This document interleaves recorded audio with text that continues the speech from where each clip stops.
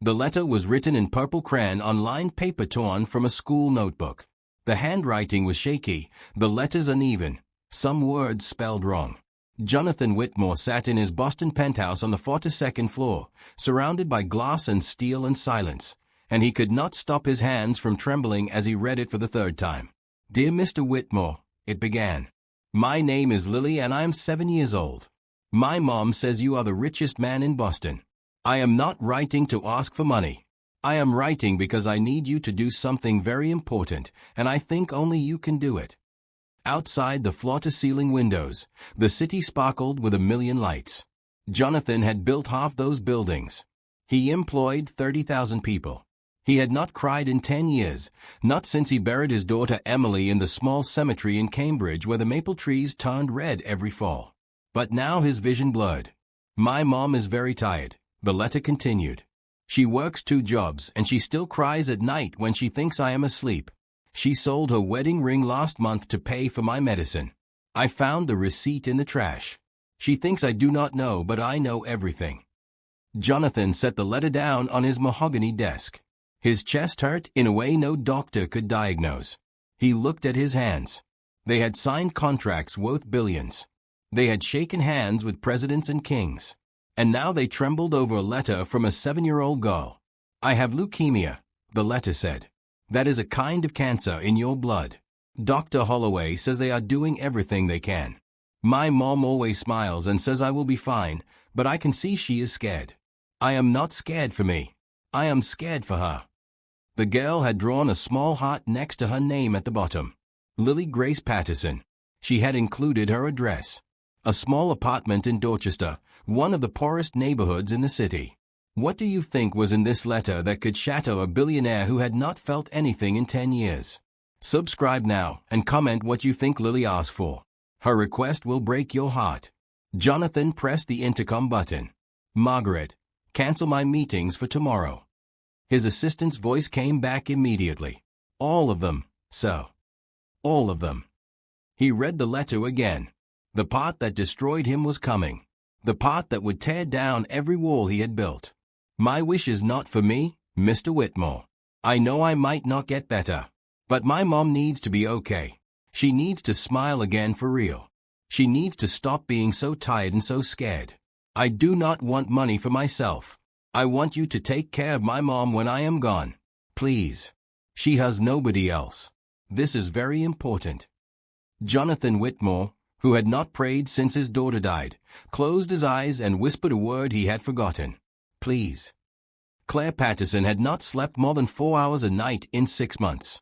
She woke each morning at 5, made breakfast for Lily, dropped her at the hospital for treatment, drove to her first job at the grocery store, worked until 2, then went to her second job cleaning offices until 8. She picked up Lily, made dinner, read her stories, and then sat in the dark kitchen and tried not to fall apart. Today was no different. The alarm buzzed at 5. Claire rolled out of bed in the small apartment they shared in Dorchester. The place was old, but she kept it clean. Lily's drawings covered the refrigerator. Pictures of sunshine and flowers and a woman with brown hair smiling. Claire, always smiling in the drawings, even though Claire could not remember the last time she smiled for real. "Morning, baby," Claire said, opening Lily's door. The little girl was already awake, sitting up in bed in her bright blue pajamas with the stars on them. Her head was bald from the chemotherapy, but she wore her favorite blue knit hat that her grandmother had made before she passed. "Morning, Mama." Lily's voice was weak, but her eyes were bright. She had her mother's green eyes. "Can we have pancakes?" "We can have pancakes." Claire made them from scratch because the box kind was too expensive. She used the last of the eggs and made a mental note to skip lunch today so she could buy more. Lily ate slowly. The medicine made her nauseous. But she finished every bite because she knew her mother was watching. At the hospital, Claire signed Lily in and kissed her forehead. "I will be back at 6. "I know, Mama. I love you bigger than the sky. I love you bigger than the ocean." This was their ritual. Claire walked out before Lily could see her crying. The grocery store was busy. Claire worked the register for 8 hours straight. Her back ached. Her feet screamed. An old woman named Mrs. Delgado came through her line with a cart full of groceries and not enough money. Claire paid the difference from her own pocket. $17 she did not have. God bless you, child, Mrs. Delgado said. We all need help sometimes, Claire said. At the office building downtown, Claire vacuumed and scrubbed and emptied trash cans. One office had a window facing the harbor. She stood there for a moment, looking at the lights on the water. Somewhere out there was a life she had once imagined. A husband. A healthy child. A home with a yard. That life was gone now. James had left 6 months after Lily's diagnosis. He said he could not handle it. He said he needed space. He never came back. Claire finished her shift and drove to the hospital. In the lobby, she found Pastor Daniel Brooks from the community church waiting with a bag of groceries. For you and Lily, he said simply. Claire wanted to refuse.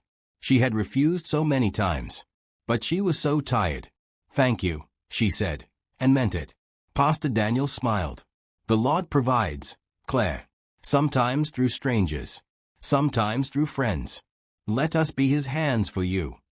Claire took the bag and walked to Lily's room. Her daughter was asleep, a purple crayon still in her hand, a piece of paper tucked under her pillow. Jonathan Whitmore had built Whitmore Industries from nothing.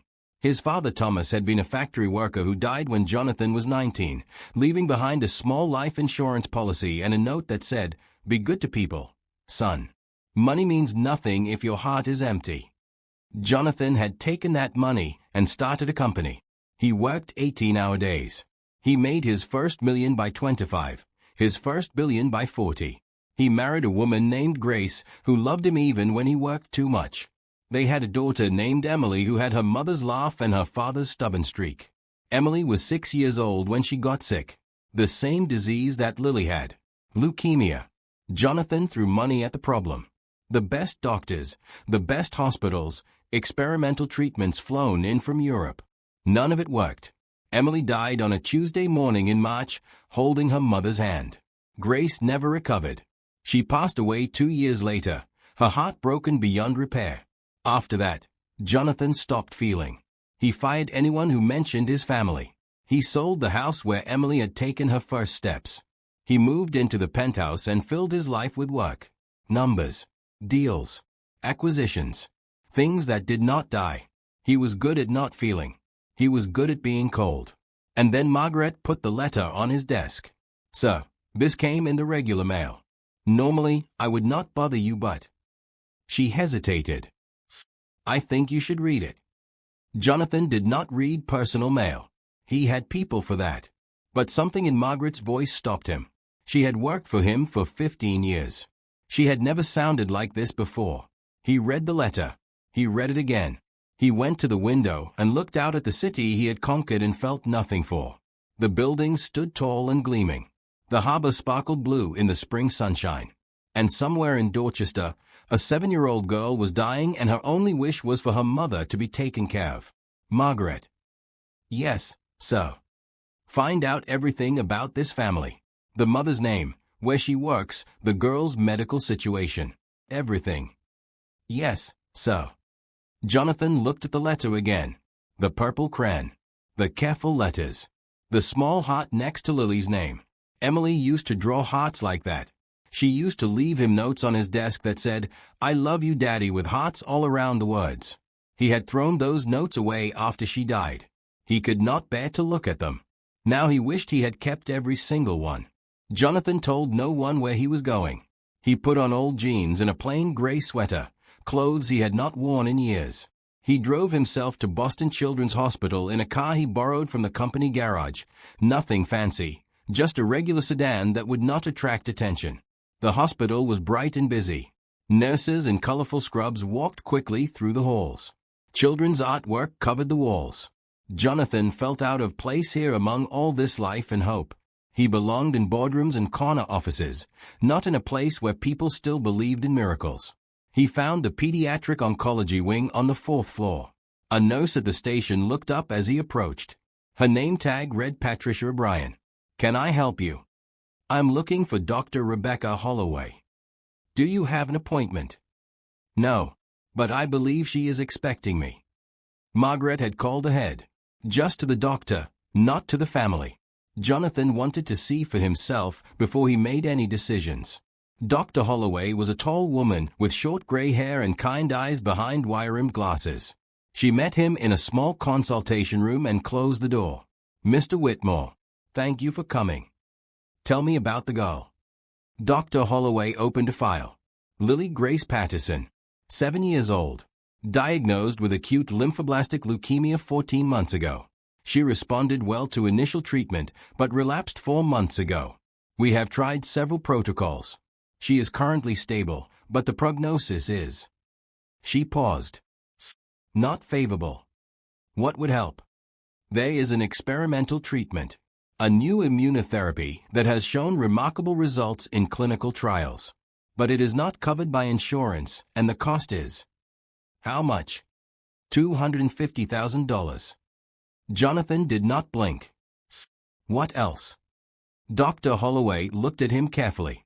Her mother is exhausted. She is working herself into the ground. I have tried to connect her with social services, but Claire is proud.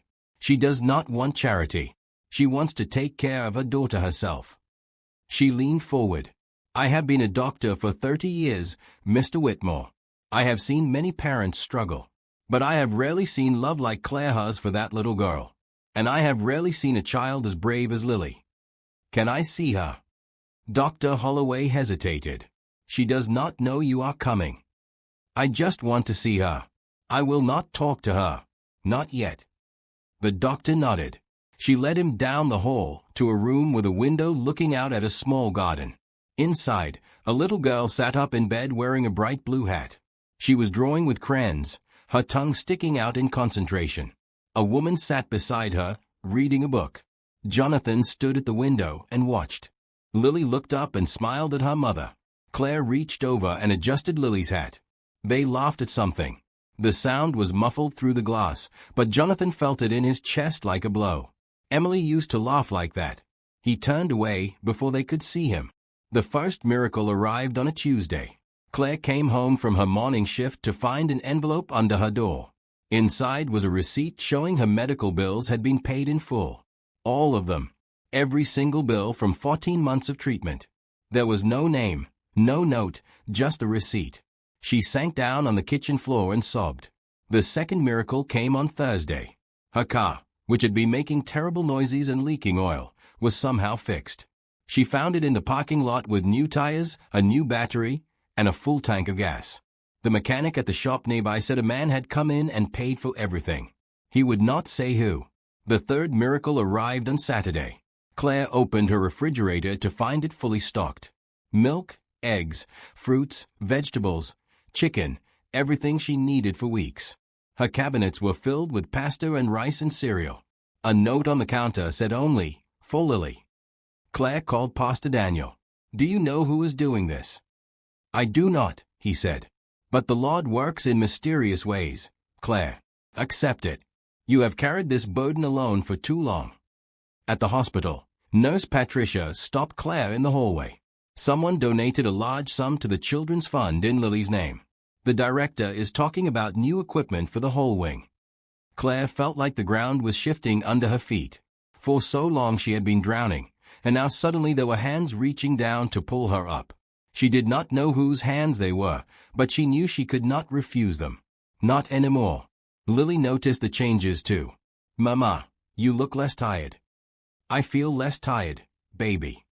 "Did something good happen?" Claire sat on the edge of Lily's bed and took her daughter's hand. "Yes. Something very good happened. People are helping us." Lily smiled. It was a knowing smile, older than her 7 years. "I knew they would." "You knew?" "I asked for help, Mama. I wrote a letter." Claire felt her heart stop. A letter to who? But Lily just smiled and picked up her crayons. "You will see." That night, Claire went to the community church for the first time in months. The congregation gathered around her. They brought food and gift cards and offers to drive Lily to appointments. Mrs. Delgado, the woman from the grocery store, pressed $50 into Claire's hand. "You paid for my groceries," she said. "Now I pay for yours." Kindness was multiplying. Claire could feel it spreading through the community like ripples in water. What she did not know yet was where those ripples had started. Lily recognized him immediately. Jonathan had come to the hospital again, this time to meet with Dr. Holloway about funding the experimental treatment. He thought he had been careful. He used a side entrance, wore plain clothes, kept his head down. But as he walked past Lily's room, she looked up from her drawing and their eyes met. "You are the man from the magazine," she said. Jonathan stopped. He should have kept walking. Instead, he stepped into the room. "What magazine?" Lily reached into the drawer of her bedside table and pulled out a crumpled copy of Boston Business Monthly. His face was on the cover. The headline read, "Jonathan Whitmore, the man who built an empire. My mom's friend left it here. I saw your picture." Lily studied him with serious green eyes. "You look sad in the picture. You look sad now too." Jonathan did not know what to say. He had faced presidents and corporate raiders in hostile boardrooms, but this little girl in her bright blue hat left him speechless. "Did you read my letter?" Lily asked. He nodded. "Are you going to help my mom?" "I am trying." Lily considered this. "The bills got paid. Our car got fixed. We have food now." She tilted her head. "Was that you?" Jonathan sat down in the chair next to her bed. "Yes." "Why?" It was such a simple question. "Why?" "Because your letter broke something in me. Because you reminded me of my daughter. Because I have more money than I could spend in 10 lifetimes, and I have no one to spend it on. Because you asked," he said finally. Lily nodded, satisfied with this answer. "I have another question." "Okay. Will you grant my wish?" Jonathan remembered the words from the letter. "I want you to take care of my mom when I am gone. Please. She has nobody else. Your wish is for your mother to be happy and secure," he said. Even if I die." Lily said it matter-of-factly, without fear. "I know I might die. Dr. Holloway does not say it, but I can tell. My mom pretends everything is fine, but I see her crying. I do not want her to be alone. I do not want her to be sad forever." Jonathan felt tears on his face. He could not remember the last time he cried. "Lily. My mom is a good person," Lily continued. "She helps everybody.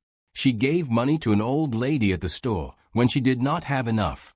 She stays late at work to help the other cleaners. She deserves good things." Lily took his hand. Her fingers were small and cold. "Will you make sure she gets good things?" Jonathan held her hand and looked into her eyes, so much like his Emily's eyes, so full of love for someone else even in the face of her own fear. "I promise," he said. Claire found out the truth on a Wednesday afternoon. She walked into Lily's hospital room and found Jonathan Whitmore sitting beside her daughter's bed, reading her a story from a book of fairy tales. She stopped in the doorway, confused. "Who are you?" Jonathan stood. "My name is Jonathan Whitmore. I am." He looked at Lily. "I am a friend." "He is the one, Mama," Lily said. "He read my letter. He is going to help us." Claire looked between them, trying to understand. "What letter? What are you talking about?" Lily reached under her pillow and pulled out a piece of paper. It was a copy of the letter she had written, the one in purple crayon. Claire read it slowly, her hands shaking more with each line. "Lily." Claire's voice broke. "Baby, why did you?" "Because I love you, Mama. And I was scared for you." Claire sank into a chair. Tears streamed down her face. She had tried so hard to protect Lily, to be strong, to never let her daughter see her fear. And all along, Lily had seen everything. Jonathan knelt beside Claire. "Mrs. Patterson, your daughter wrote to me because she loves you more than anything in this world. Her only wish is for you to be taken care of. She asked nothing for herself." Claire looked at him through her tears. "I do not understand. Why would you? You do not even know us." "I know enough." Jonathan's voice was quiet but steady. "I know that you have sacrificed everything for your daughter. I know that you work 2 jobs and still find money to help others. I know that Lily is brave and kind and loves you more than her own life." He paused. "And I know what it is like to lose a child. I lost my daughter Emily 10 years ago. Same disease. I have spent the last decade building walls around my heart because I thought that was the only way to survive. But your daughter's letter reminded me of something I had forgotten. What? That the only thing that matters in this life is love, and that we have to take care of each other. Jonathan stood. I want to fund Lily's experimental treatment. It is the best chance she has. I want to pay off all your debts and set up a trust so you never have to worry about money again. And I want to offer you a job at my foundation, running programs to help other families like yours. Claire stared at him. It was too much, too generous, too overwhelming. Her whole life she had worked for everything, refused charity, insisted on standing on her own. Do you think Claire should accept this help? Subscribe now and comment whether you would take it or refuse. Sometimes accepting kindness is the bravest thing we can do. Lily reached over and took her mother's hand. Say yes, Mama. Please. Claire looked at her daughter. She thought about all the nights she had cried alone, all the meals she had skipped, all the times she had been too tired to think straight. She thought about what would happen to Lily if she collapsed from exhaustion. She thought about her pride and where it had gotten her. Yes, she said. I will accept your help, Mr. Whitmore. Jonathan nodded. Please call me Jonathan. The news spread through Dorchester like wildfire. The billionaire Jonathan Whitmore was helping the Patterson family. He was funding Lily's treatment. He was supporting the local community programs. He was matching every dollar raised at the church fundraiser. The community came alive. Pastor Daniel organized a fundraiser at the church for the following Saturday. Within 2 days, the small parish hall was transformed. Volunteers hung streamers and balloons in bright colors.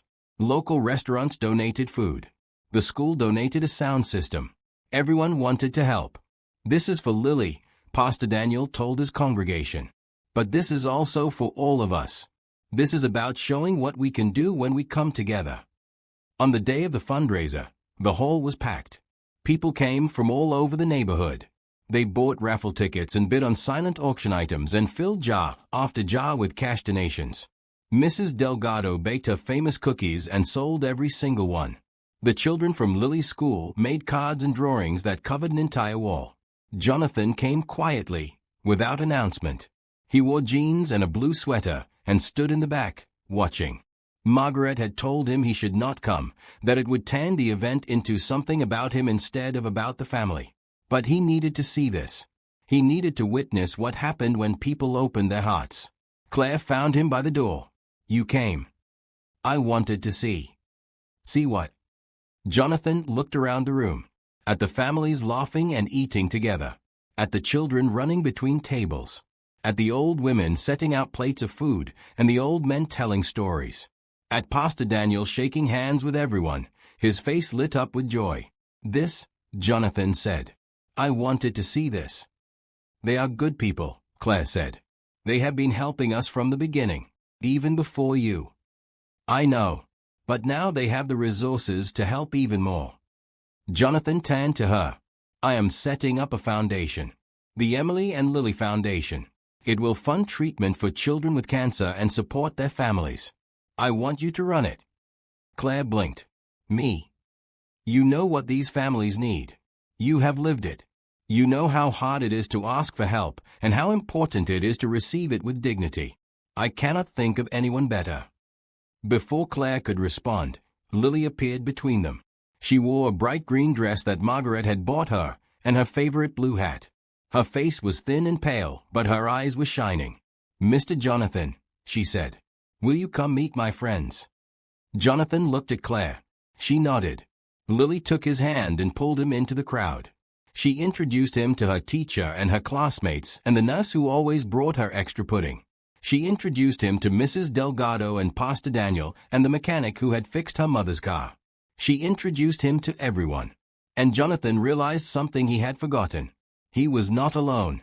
None of them were alone. They had each other. The treatment began on a Monday morning in April. Lily was admitted to a special unit at Boston Children's Hospital, where she would receive the experimental immunotherapy over the next several weeks. Dr. Holloway explained the process carefully. There would be side effects. There would be difficult days. But there was also hope. Her odds are better than they were, Dr. Holloway told Claire and Jonathan. Much better. This treatment has shown remarkable results. I am cautiously optimistic. Lily was brave. She held her mother's hand as the nurses hooked up the four.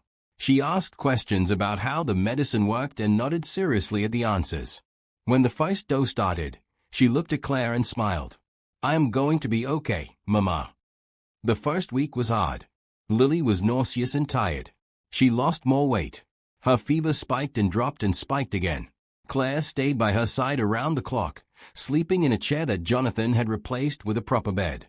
Nurse Patricia brought them food and tea and quiet words of encouragement. On the 10th night, Lily's fever rose dangerously high. The doctors worked through the night to bring it down. Claire paced the hallway, her face white with fear.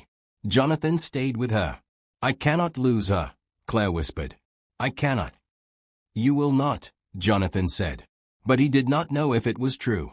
He had said those same words about Emily, and Emily had died anyway. The waiting room filled with people. Pastor Daniel came with members of the congregation. Mrs. Delgado brought her rosary and prayed in the corner. Margaret arrived with coffee and sandwiches that no one could eat. Nurse Patricia sat with them during her break. Dr. Holloway came out every hour with updates. At 3 a.m, Claire finally broke down. She had been strong for so long, carrying everything, refusing to show weakness. But now, in the harsh lights of the hospital waiting room, she sobbed into her hands. Jonathan sat beside her. He did not touch her, did not speak. He just sat there, present, bearing witness to her pain. He knew there were no words for this. He had learned that when Emily died. After a while, Claire looked up at him. Tell me about your daughter. So he did. He told her about Emily's laugh and her stubborn streak and the way she used to leave him notes with hearts on them. He told her about the birthday parties and the bedtime stories and the way Emily always wanted to help everyone, even strangers. He told her about the day Emily got sick and the day she died and the 10 years of emptiness that followed. I closed myself off, he said. I thought if I did not feel anything, I could not be hurt again. But your daughter's letter. He stopped. Lily reminded me that love is worth the risk. That connection is worth the pain. She is 7 years old and she taught me something I had forgotten. Claire took his hand. They sat together in the waiting room as the night wore on, two people bound by loss and hope, waiting for news. At dawn, Dr. Holloway came out. Her face was tired but she was smiling. The fever broke, she said. Lily is asking for her mother. 6 months later, Lily Grace Patterson rang the bell. It was a tradition at Boston Children's Hospital. When a child finished treatment and was declared in remission, they got to ring a big brass bell in the hallway of the pediatric oncology wing. Everyone gathered to watch. Doctors and nurses, patients and families, anyone who wanted to celebrate. Lily stood on a step stool so she could reach the bell. She wore a bright red dress that Claire had made for her and her favorite blue hat, which she no longer needed but refused to give up. Her hair was starting to grow back, soft and fuzzy like a baby chick. Claire stood on one side of her, Jonathan on the other. Behind them, the hallway was packed. Dr. Holloway was there, and Nurse Patricia, and Pastor Daniel, and Mrs. Delgado, and Margaret, and dozens of others whose lives had been touched by this little girl. Lily looked at her mother. Claire nodded, tears streaming down her face. Lily reached up and rang the bell. The sound echoed through the hallway, clear and bright and full of joy. Everyone cheered. People hugged and cried and laughed. Lily climbed down from the stool and ran into her mother's arms. I did it, Mama. You did it, baby. You did it. Jonathan watched them hold each other and felt something break open in his chest. For 10 years he had carried a stone where his heart should be. Now the stone was gone, and in its place was something tender and raw and alive. It hurt, but it was the good kind of hurt. Later, there was a party in the hospital garden. The foundation had paid for everything.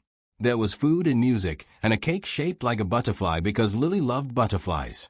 Jonathan gave a speech about the Emily and Lily Foundation and the work they would do to help other families. Claire gave a speech about gratitude and community and the power of accepting help. Then Lily asked to say something. She stood on a chair so everyone could see her. She was so small, but her voice was strong. I want to thank everyone for helping me and my mom, she said. When I was sick, I was scared. Not for me but for my mama. I did not want her to be alone. So I wrote a letter to Mr. Jonathan because I thought he could help. She looked at Jonathan. And he did. He helped us so much. But he also let us help him. He was sad and lonely, and he let us be his friends. That is important too. Helping goes both ways. Jonathan felt tears on his face again. This time he did not try to hide them. I want everyone to remember something, Lily continued. When you see someone who needs help, help them. And when you need help, let people help you. That is how we take care of each other. That is how we make the world better. She smiled. That is my wish. Not just for my mom anymore. For everyone. That evening, Jonathan sat in his penthouse and looked out at the city. The same view he had looked at 1,000 times before. But now it was different. Now he saw people instead of buildings. Lives instead of numbers. Possibilities instead of emptiness. He took out a piece of paper and a pen. Not a computer, not a tablet. Paper and pen, the old-fashioned way. And he wrote a letter. Dear Lily, thank you for writing to me. Thank you for reminding me what matters. Thank you for bringing me back to life. I promise to honor your wish for as long as I live. I promise to help others and let others help me. I promise to keep my heart open, even when it hurts. You taught me that love is worth the risk. You taught me that we need each other. You taught me that the only thing that really matters is kindness. With gratitude and love, Jonathan. He sealed the letter and addressed it. He would deliver it himself tomorrow. Outside the window, the city sparkled with 1,000,000 lights. But for the first time in 10 years, Jonathan did not feel alone. He felt hope.